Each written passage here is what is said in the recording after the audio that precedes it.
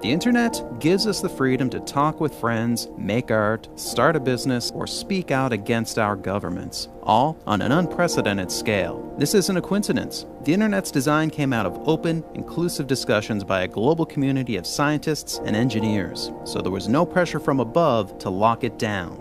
But now, a government-controlled international body is making a play to become the new place where the internet's future gets decided.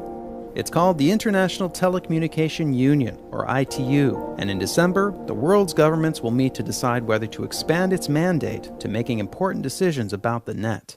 The ITU could pose a risk to freedom of expression online everywhere. Here's why.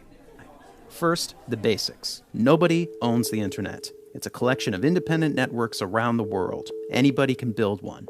The common standards on which the internet was built grew out of open, online discussions, not on the priorities of a particular government or company.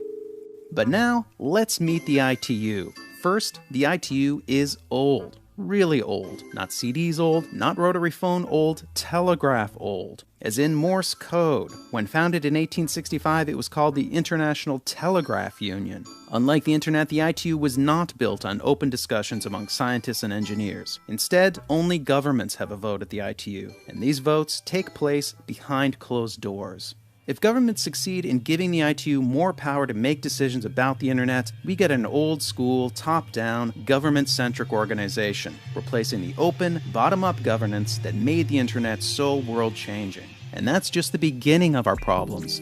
The ITU is not transparent. The ITU's draft proposals aren't public, and its one country, one vote model gives governments all the power. They get to make decisions about our internet without us even knowing what they're discussing, and then tell us once the decision is made. What kinds of decisions will be considered at the ITU meeting this December? Well, here are some actual proposals that have leaked. Cutting off internet access for a number of broadly defined reasons, violating international human rights norms.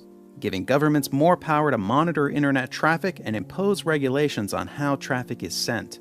Defining spam so broadly that they could justify blocking anything from photos of cute cats to human rights campaigns. And new rules to charge online content providers to reach users, which could mean less content going to the developing world and blocking sites that don't pay up.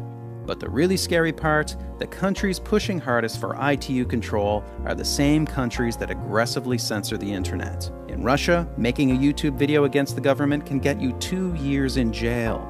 In China, you can't even get to most social media websites. And Iran is trying to build its own national internet and email network to keep the entire population under its control.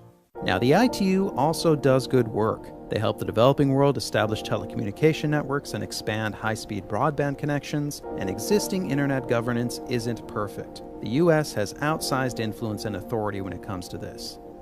But we need to fix these problems in a way that preserves the openness, pragmatism, and bottom-up governance that made the internet so great.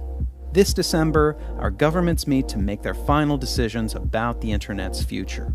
It's up to us internet users in every country of the world to tell them to stand for the open internet. If everyone who sees this video speaks out and contacts their government, we've got a chance of winning.